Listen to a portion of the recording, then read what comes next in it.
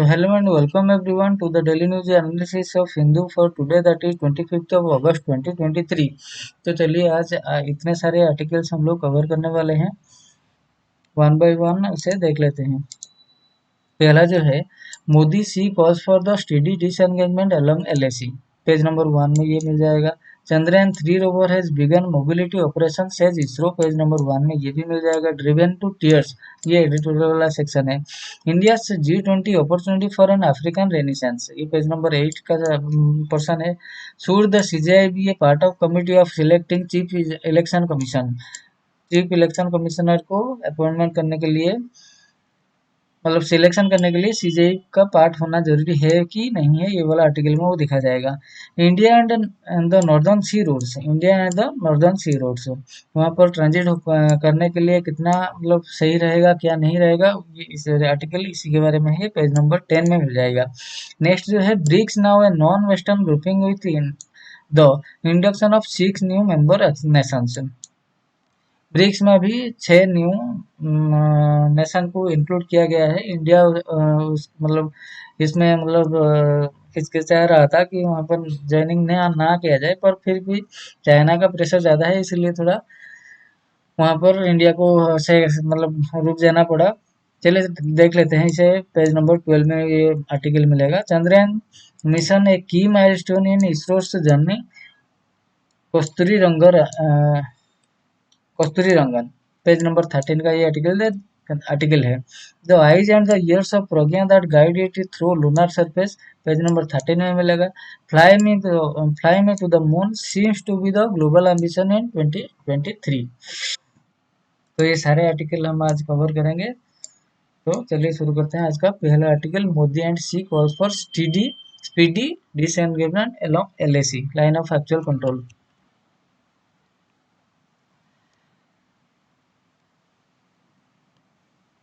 So Modi C calls for speedy disengagement along LAC.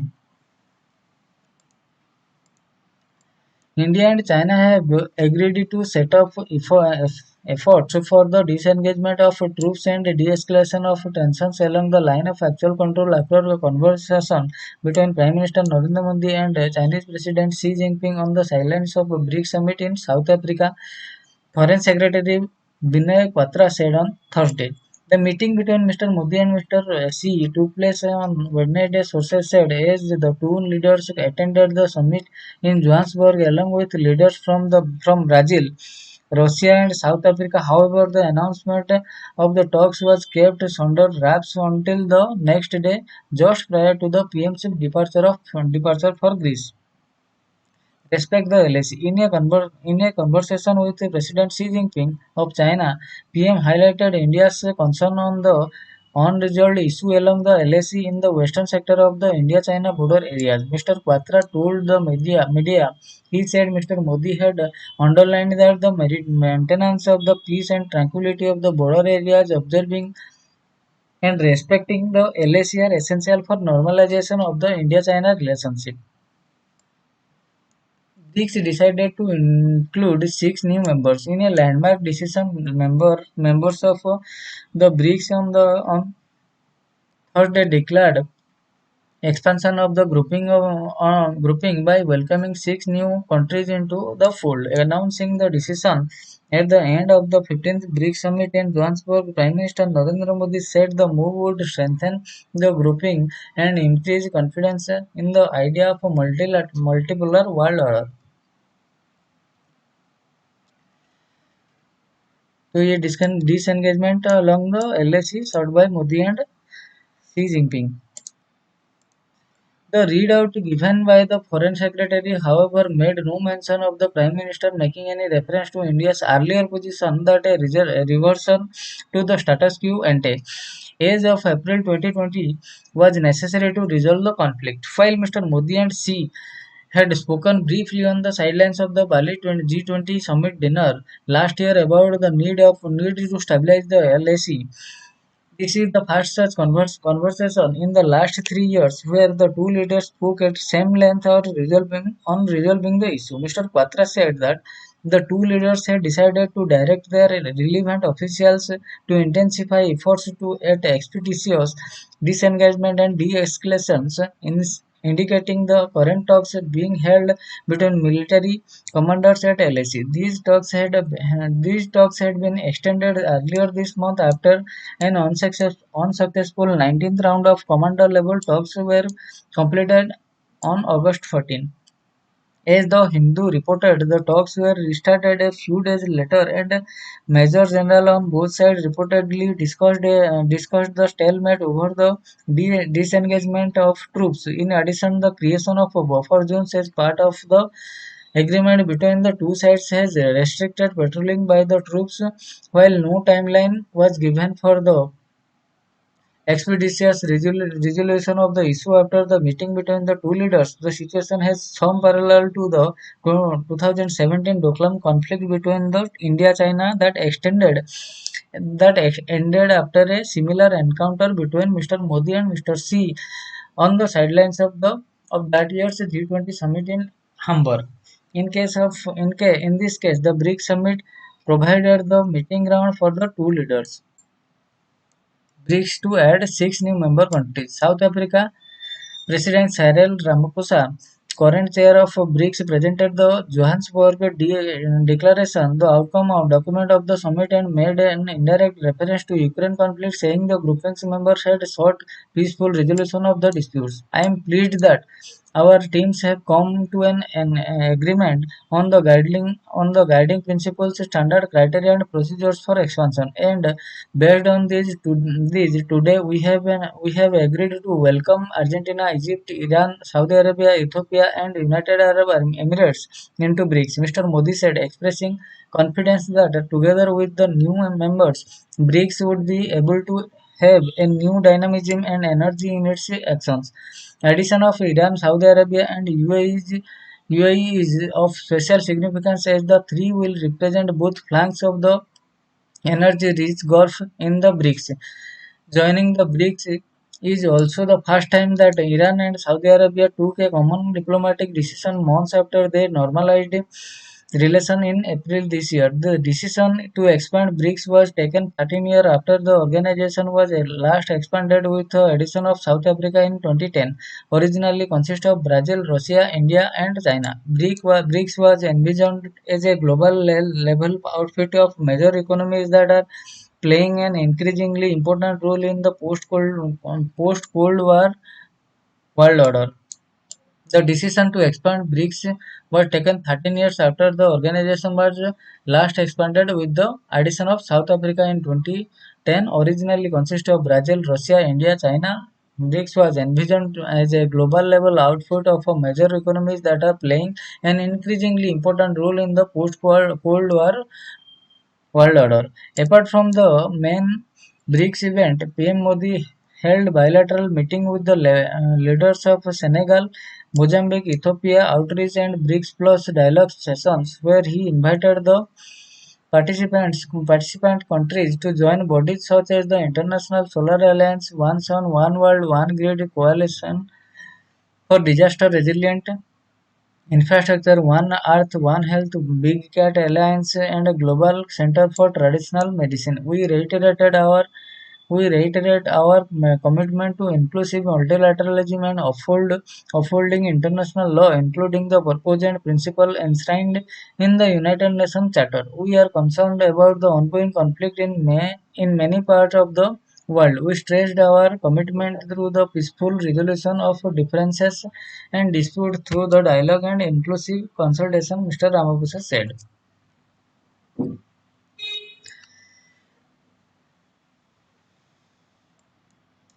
The Chandrayaan rover has begun mobility operations, says ISRO. Chandrayaan rover has begun mobility operations, says ISRO.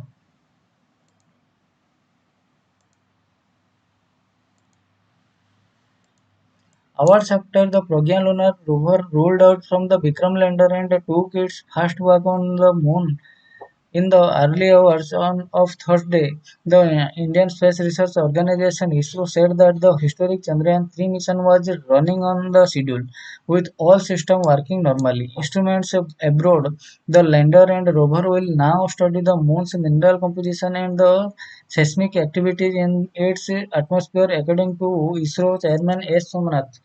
The indigenous rover's exploration of the lunar surface began a day after India became the fourth country to successfully land on the moon, spurring euphoric celebration at ISRO and around the country. Chandrayaan-3 rover made in India made for the moon. The Chandrayaan-3 rover ramped down from the lander and India took a walk on the moon. ISRO posted on X, formerly Twitter, on Thursday morning. President Draupadi Murmu had made the first announcement of the rover's successful deployment at 7 a.m.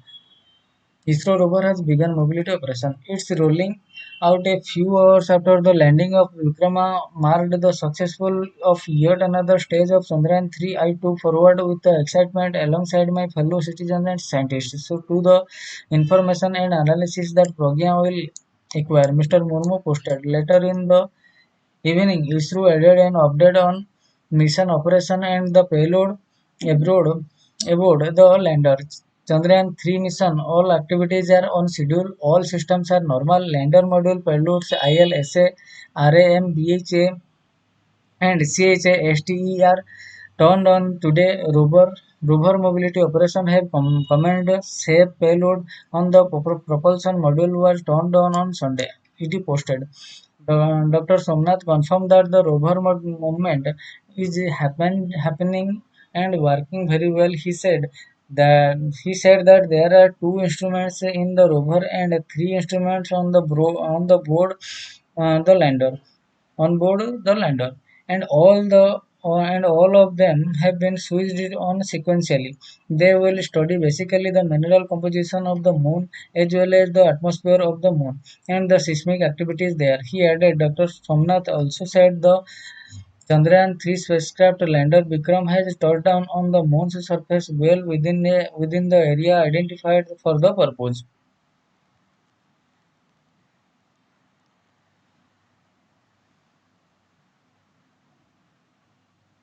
तो ये वाला जो article है ये editorial section में driven to tears trade course on farm products will distort showing preference. With the consumer food price rising 11.5% in July, likely the third highest since the current retail inflation data series began in 2014, the government last Saturday made yet another gambit to arrest prices. A 40% export levy on 50% export levy on onion export was imposed with immediate effect till at least last December. This move follows curve on non-basmati rice shipment outside India in July and stock limits on the pulses and wheat imposed in July. Onion exports, which grew 65% last year and accounted for 8% of the total domestic production, on Sunday, the government also announced a hike in buffer stocks of curry essential by 2 lakh metric tons. Onion traders and farmers in the midst of the fast upturn in the price after almost 2 years were not impressed. Markets were shut in protest in Nasik, Asia's largest onion trading hub, as farmers feared a glut and a price crash. Maharashtra and Madhya Pradesh account for almost 60% of the India's onion supplies, and the deficient rainfall this month in parts of these states after excess rains in July had put a question mark on the moisture sensitive tubers prospects in this Kharif season. These worries likely triggered the recent uptick in the onion prices from around 23 rupees a kilo 2 months ago to over 31 rupees by this Monday. Relative to tomatoes, the other quintessential ingredient for Indian curries, this price surge was not as stark yet. Although some analysts projected prices per kilo to touch 60 to 70 rupees by September to quell onion farmers, Although some analysts projected prices per kilo to touch 60 to 70 rupees per by September, the quail onion farmers' displeasure at the export level imposed without a floor price. Food and Consumer Affairs Minister Piyush Goyal on Tuesday promised that onions will be purchased at a historical high price of 2400 2410 rupees per quintal, and buffer stock procurement will be ramped up further if needed.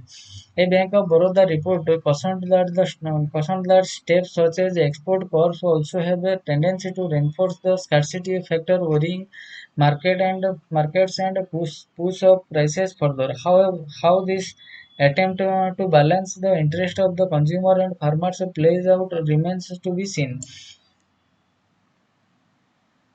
A profligate use of such blunt policy interventions ends up distorting showing preferences in the coming years, especially in the very crops that spurred more inflation this year. By building durable food supply chains, especially for vegetables that are traditionally susceptible to price volatility needs greater attention so that monetary policy can focus on growth concerns. For instance, if tomato imports from Nepal helped cool their prices from triple-digit level a month ago, it makes eminent sense to engage with the neighbor for a longer-term supply plan for vegetables with some predictable purchase assurance built in. दूसरा जो editorials का है G20 opportunity for an African renaissance.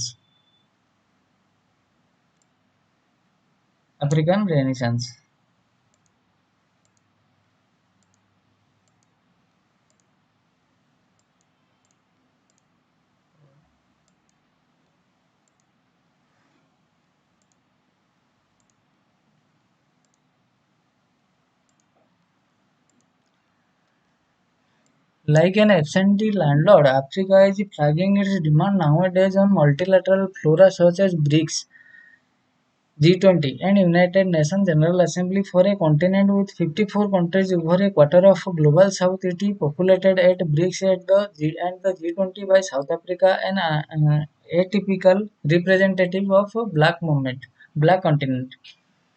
Challenges and disruptors. Africa in general and Sahel region in particular are passing through several existential challenges such as misgovernance, unplanned development, the dominance of ruling tribes, and corruption. Recently, new disruptors such as the Islamic terror, intertribal scrimmage, challenging climate, runaway food inflation, urbanization, and youth unemployment have further strained the traditional socio-political fabric. As the past military interventions by France, the Arab the United States and Russia Wagner group to curb the militancy have shown they frequently become part of the problem. These interventions have cost keeping dictatorship in power to protect their economic interests, such as uranium in Niger, gold in Central African Republic, and oil in Libya. Until recently, African nationalists took pride in continent having seen the last general in power, but thanks to socio-political disorder highlighted the past decade has seen the general coming back in Egypt, Burkina Faso, Mali, and Niger. The armed forces in Libya and Sudan have split and are vying for supremacy, while most military establishments in these countries are relatively weak and incapable of defeating the Islamist and tribalist. Their top brass do not lack political ambitions. The regions the reasons for the return of generals are complex and often specific to the national situation. The African political elite is at its wits ends to put the gene, gene of Bonapartism back in the bottle.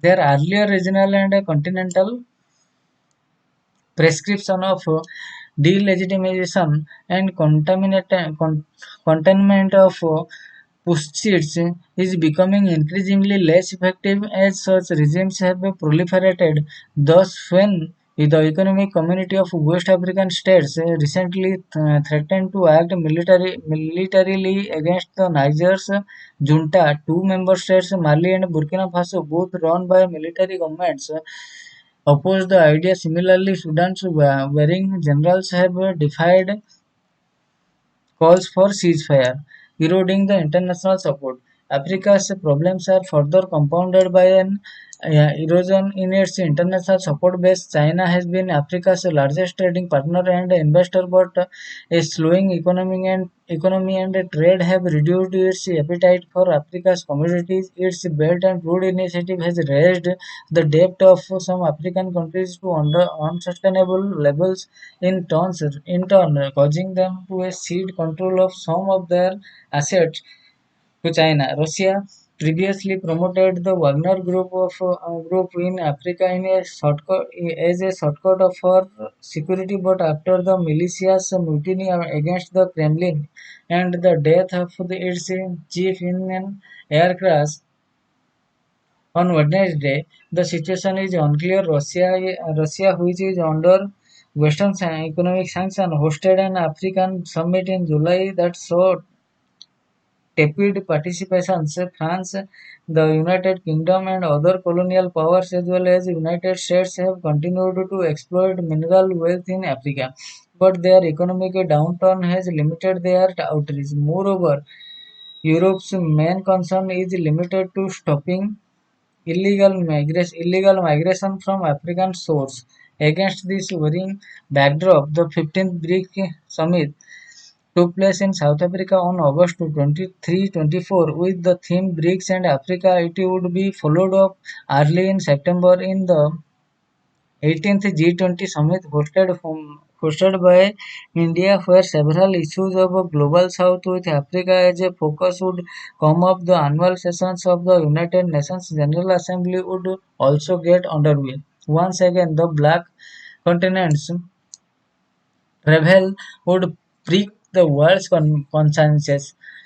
India India's ties with Africa deep, diverse and harmonious that range from Mahatma Gandhi's Satyagraha against the apartheid to the United Nations peacekeeping role. Although we now import less oil from Africa and sell fewer agricultural products, India-Africa trade reached $98 billion in 2023 to 2023. India's investment and other socio-economic engagements with Africa remain robust, especially in such sectors as education, healthcare, telecom, IT, appropriate technology, and agriculture. India was the fifth largest investor in Africa and has extended over $12.37 billion in concessional loans. India has completed 197 projects and has provided 42,000 scholarships since 2015. Approximately 3 million people of the Indian origin live in Africa, many for centuries. They are Africa's largest non-native ethnicity. India is well placed to leverage its comprehensive profile with Africa to help the continent either bilaterally or through these multilateral forums. It is hosting of G20 summit will present it with a historic opportunity to up the ante. It could consult like-minded G20 partners and multilateral institutions for a comprehensive semi-permanent platform to resolve the stalemate security and socio-economic situation in several parts of Africa. It should deliver political stability and economic development by combining peacekeeping with socio-political institution building. We can offer force multipliers such as targeted investment and transfer of relevant and appropriate Indian innovations such as the JAM, Trinity, Jan Dhan, Aadhaar, Mobile, DBT, Direct Benefit Transfer, UPI, Unified Payments Interface, and Aspirational District Program. By offering a more participative and less explorative alternative, New Delhi can make the India-Africa ecosystem an exemplary win-win paradigm for the 21st century. Should the CGI be part of the committee selecting the CEC? Selecting the CEC. In August 10, Union Government introduced a bill in Rajya Sabha that proposed that the selection panel for appointing the election commission comprising of a chief election commissioner and other election commissioners will consist of the Prime Minister as the chairperson, the leader of opposition as a member, and a union cabinet minister nominated by the Prime Minister as another member.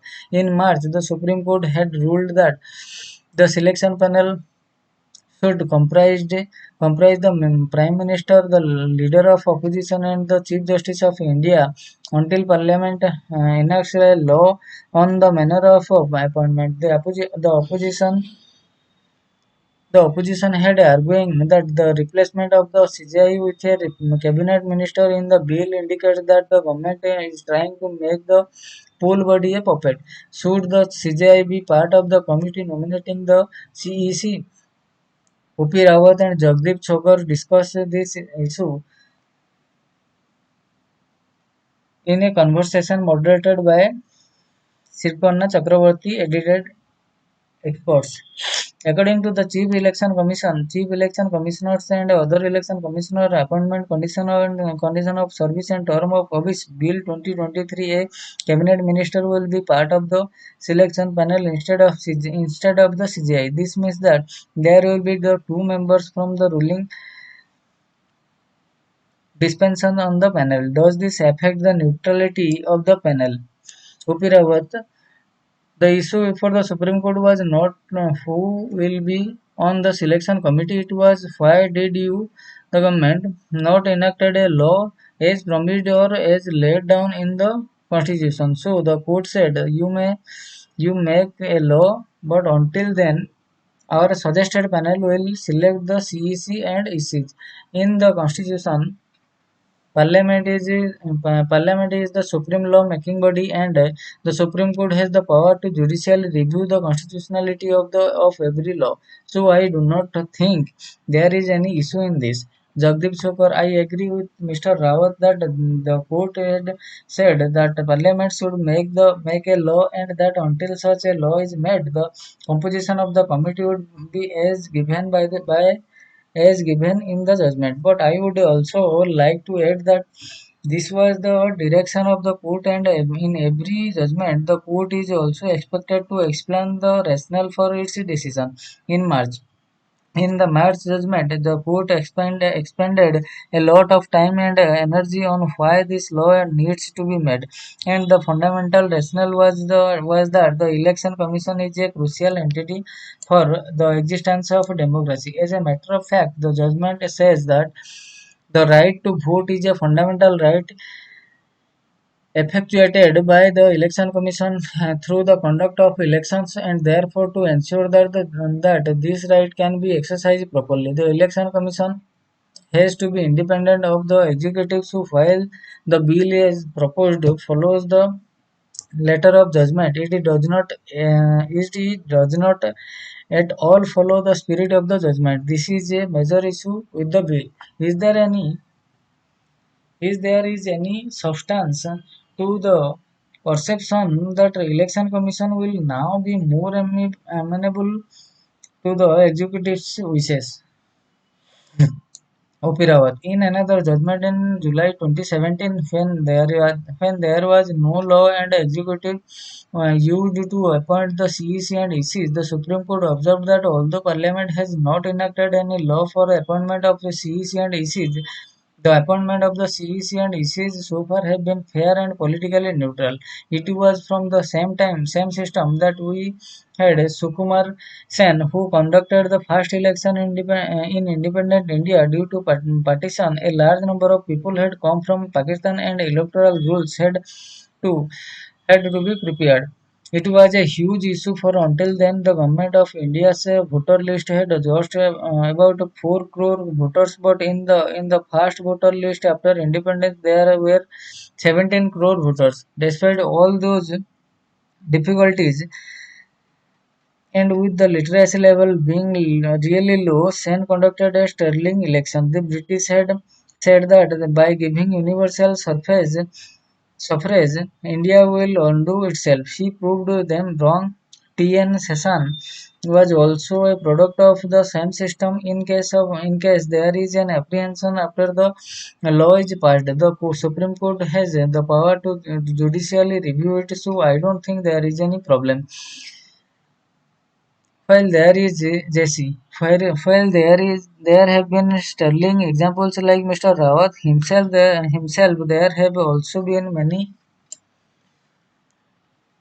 instances where the conduct of election commissioner has been questionable and far from satisfactory. There was an election commissioner Ashok Lavasa. What happened to him? He was in line to become the CEC and had to resign or decided to resign, and this happened as a result of the system.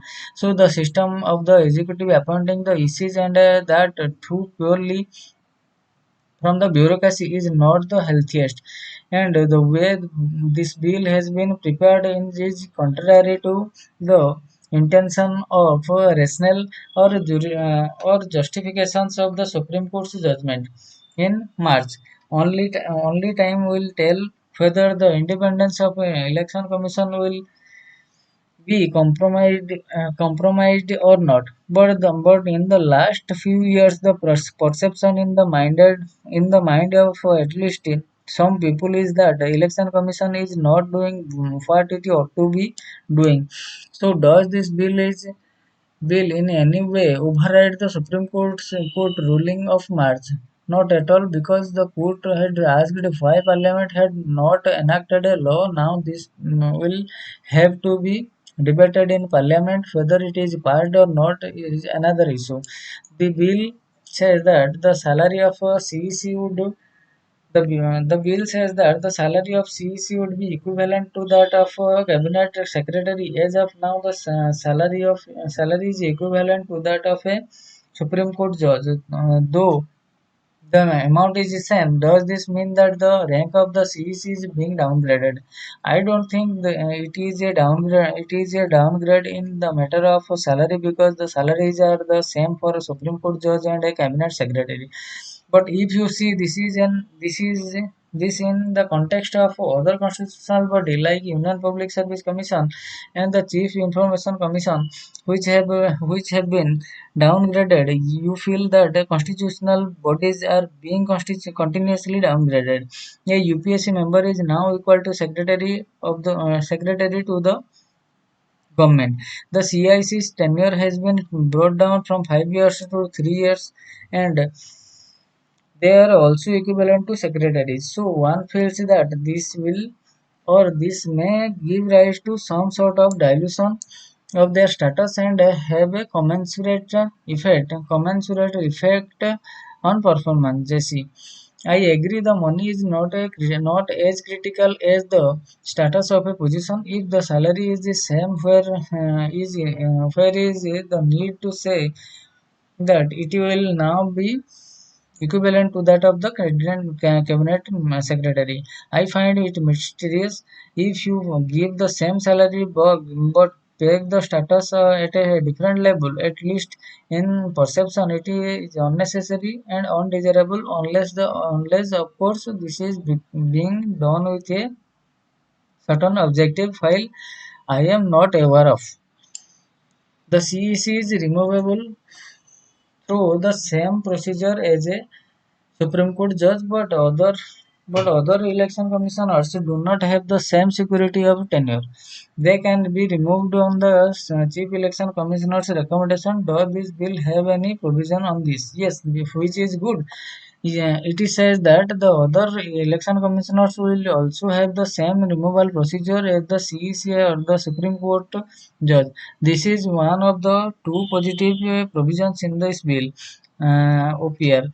I disagree. The bill is not capable of amending the Constitution. Article 324, Clause 5 of the Constitution lays down that the term of service of the CEC and EC will be as enacted by Parliament, provided that the removal of CEC will be as the removal of Supreme Court judges, but both the election commissioners can be removed on the recommendation of the CEC by the President of India, so that proviso cannot be amended by any law of Parliament. It will need an amendment of the Constitution by Parliament. So I don't agree with that. The provision remains the same for the removal of CEC, which will be by impeachment by the Parliament, and the removal of both election commission will remain on the recommendation of election commissioner.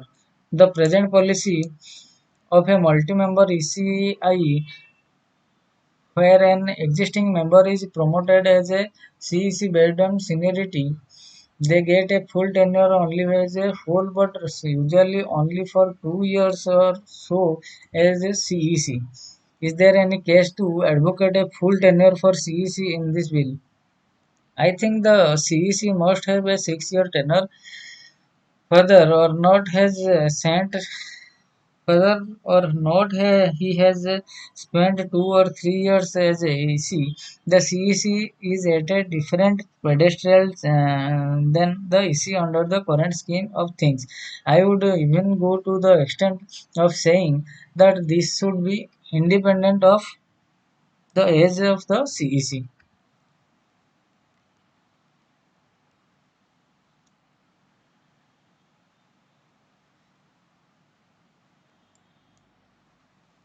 So next है India and the northern sea routes. India and the northern sea routes.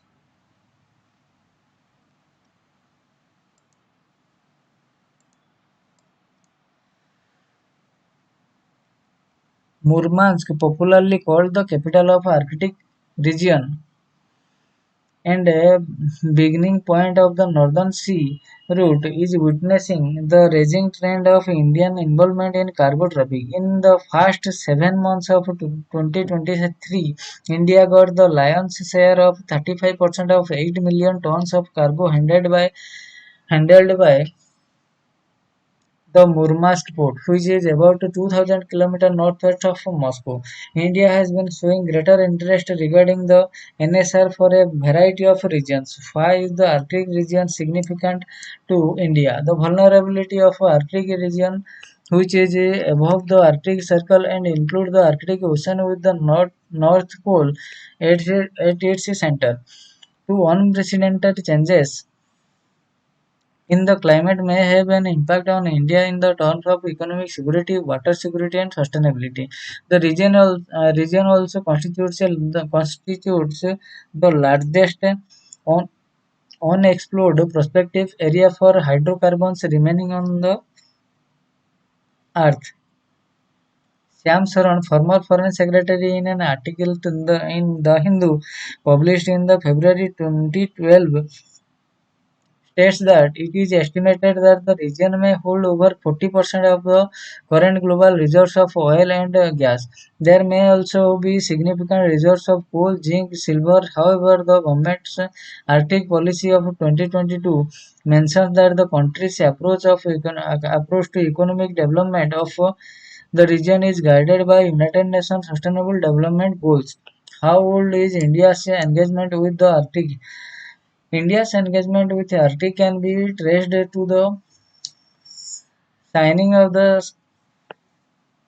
Svalbard Treaty Treaty in February 1920 in Paris, and India is undertaking several scientific studies and research in Arctic regions. This encompasses atmospheric, biological, marine, hydrological, and glaciological studies. Apart from setting up a research station Himadri at Ny Alesund, Svalbard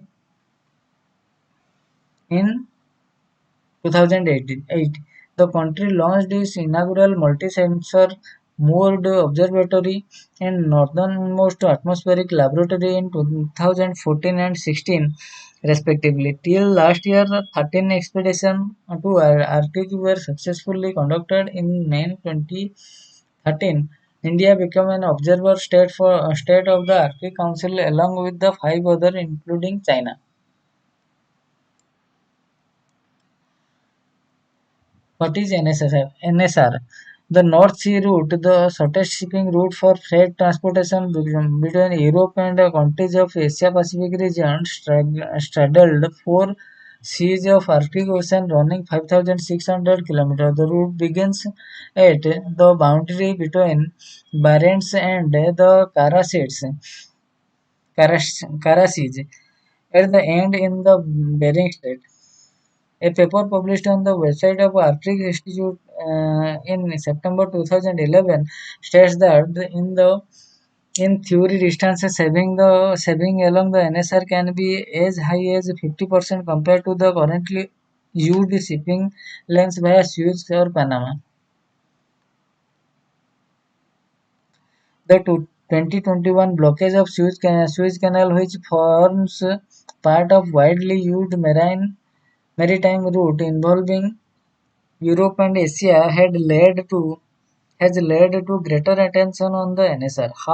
How is Russia making NSR navigable? As the seas of Arctic Ocean remains icebound during the most of the year, the icebreaking assistance is organized to ensure safe navigation along the NSR. Russia is the only country in the world with a nuclear power icebreaker fleet. According to Rosatom State Nuclear Energy Corporation, the NSR infrastructure operator, in December 1959, the world's first nuclear icebreaker, Lenin, was put into operation, unveiling the new chapter in the NSR development.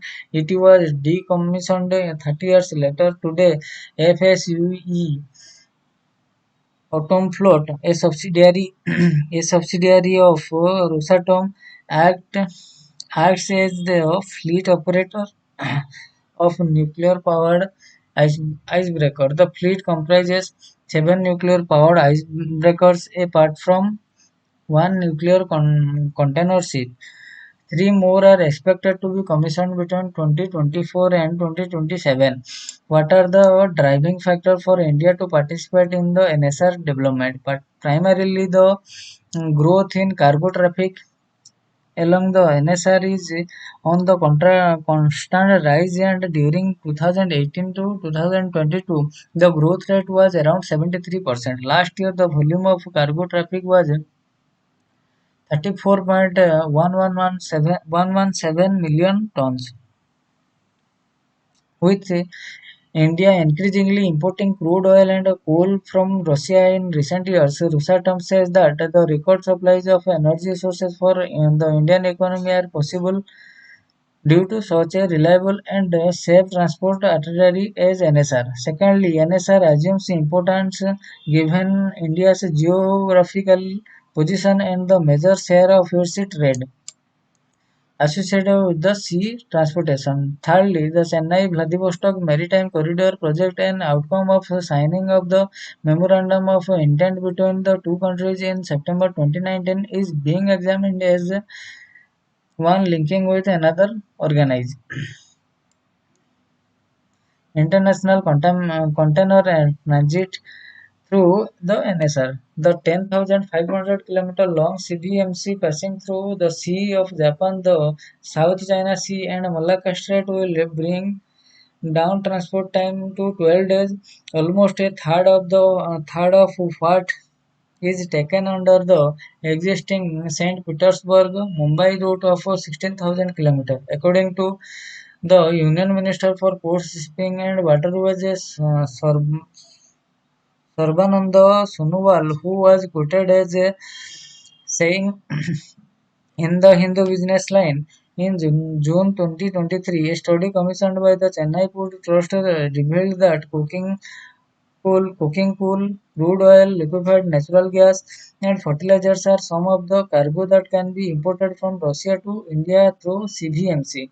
Fourthly, exports are discussing the possibility of China and Russia gaining collaborative influence over the NSR. What lies forward?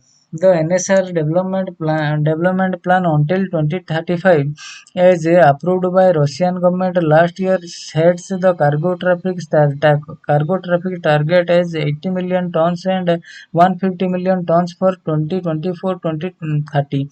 The plan approval took place amid economic sanctions imposed by the West against Russia. In March, a Russian delegation held meetings with the Indian business community in New Delhi and Mumbai on NSR development.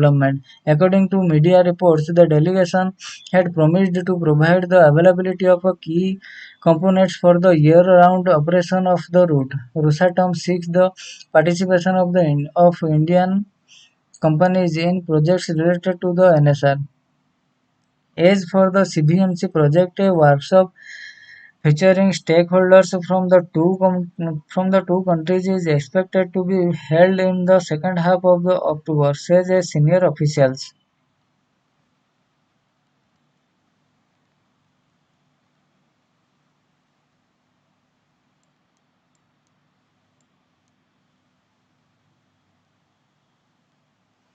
The next article, BRICS now a non-Western grouping with the induction of member nations.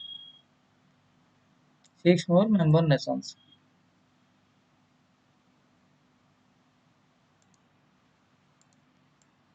By doubling its number of members from 5 to 11 in one quick sweep, the BRICS grouping has strengthened its position as a global grouping to be reckoned with.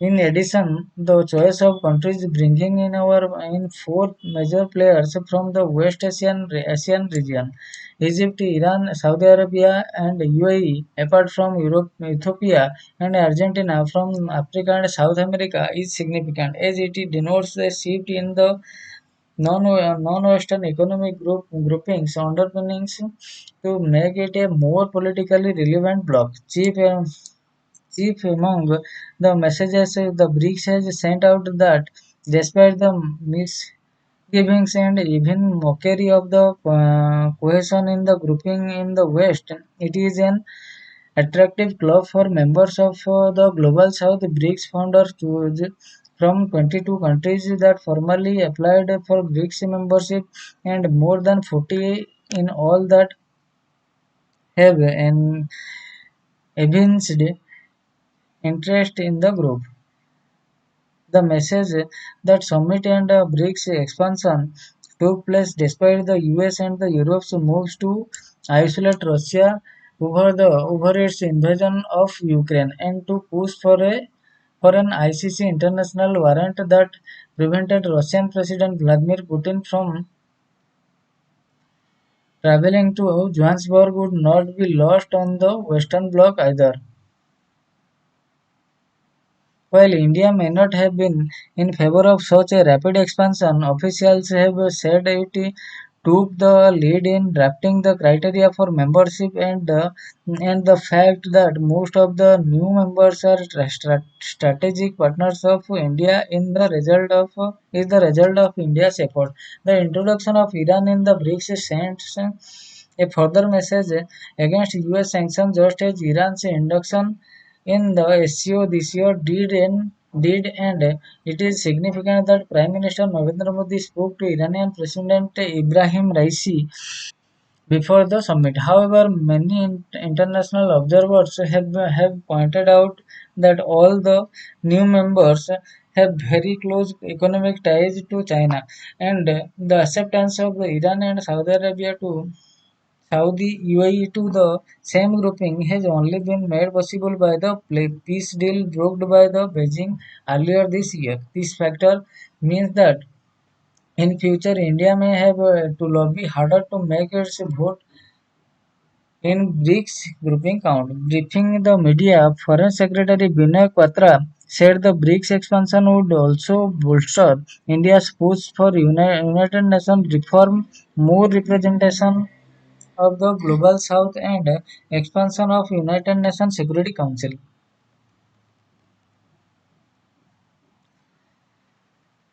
Know your rover Pragya.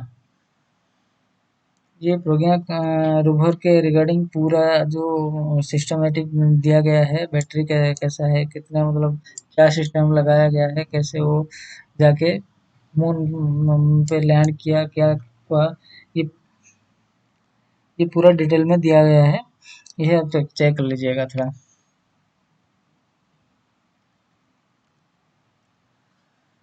Next जो है Chandrayaan mission, a key milestone in ISRO's journey. Chandrayaan mission a key milestone in ISRO's journey says Kasturi Rangan.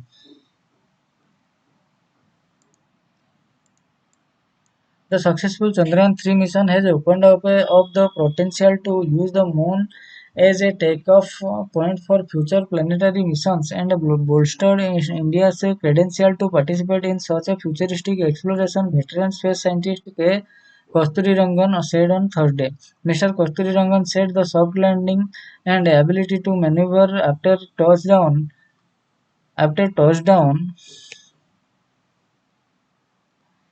to explore the neighborhood and all that goes along with it, including the understanding of the entire process, have given the ISRO a total capability. The latest mission is one of the very key milestones of ISRO's journey in the past 50 years, because for the first time you have comprehensively demonstrated the ability of the space program of ISRO to land an object outside the Earth into another body of solar system. He said, India on Wednesday became the first country to land a craft near the moon's south pole.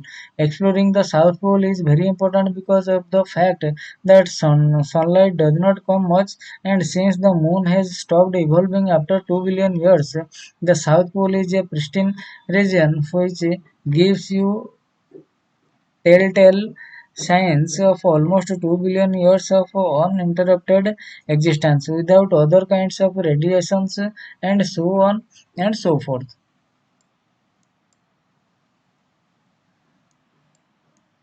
The next is the eyes and ears of Pragyan that guide it through lunar surface. With the Chandrayaan-3 lander module becomes successful, touching down on the moon, and the rover Pragya rolling out from it. A camera developed by the Laboratory for Electro-Optic Systems here has already made an impact file. Another will be guiding Pragya as it traverses the lunar surface. The lander horizontal velocity camera aboard Vikram has already clicked by the first image of moon during its descent on lunar surface on Wednesday. The LHBC, which was initially developed for the Chandrayaan-2 mission, has been adopted for Chandrayaan-3. The LHBC has an important role for measuring horizontal velocity during the lander descent phase. It does a complex algorithm calculating the velocity in which the lander is traveling. The instrument provides important information during the descent, said Subhalakshmi Krishnamurthy, who led a team of scientists at LEOs to develop the camera and who has now retired from ISRO. The second camera is the navigation camera, and two of them will be the eyes of the rover, guiding it as it traverses the moon's surface. Both NAVCAM are fitted in the front of the rover for path planning and obstacle avoidance, serving as its eyes. The Pragyan rover has two navigation cameras fitted in the front of the rover to navigate the rover in the lunar terrain. NAVCAM left and NAVCAM right help in path planning and obstacle avoidance to ensure that there is no rock, there is no obstacle, there is no pit, etc. In the path, it is like a human being or a robot having eyes.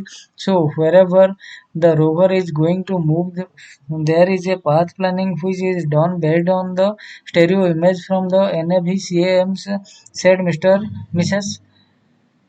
Krishnamurthy, a former deputy director of India Space Research Organization. She attributed the success to sincere and dedicated hard work of her team members. She added that both the cameras were developed for Chandrayaan-2 lander and rover. However, Chandrayaan-2 missions ended in failure when, during the descent, the Vikram lander gave up at an altitude of 2.1 km before touchdown and crashed on the lunar surface. It subsequently lost communication with the ground stations. तो आज का जो last article है आज वो देख लेते हैं.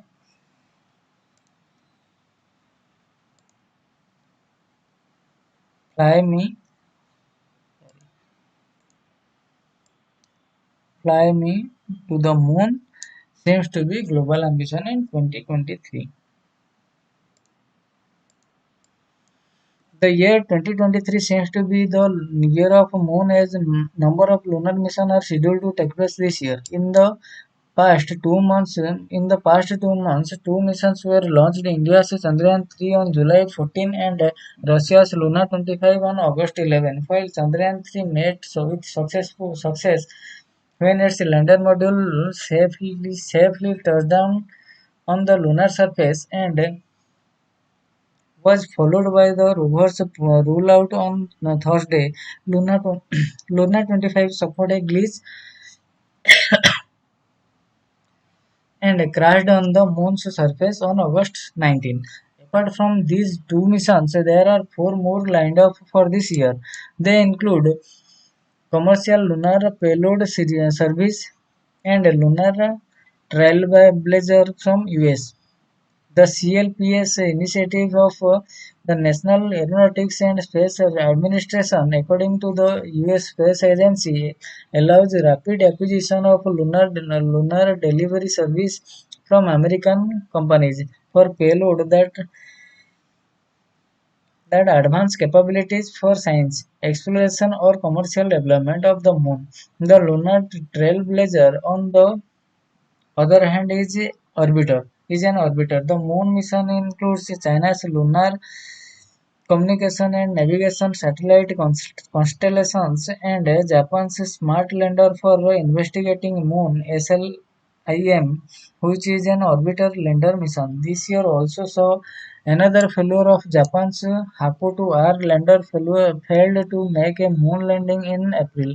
Had the Hakuto-R mission completed its task, it would have been the world's first commercial soft landing on lunar surface. According to the ISRO, as of July, there are 6 active lunar orbiters, and currently the only operating rover is China's U-22 rover, led by Chang'e 4, which operates on the far side.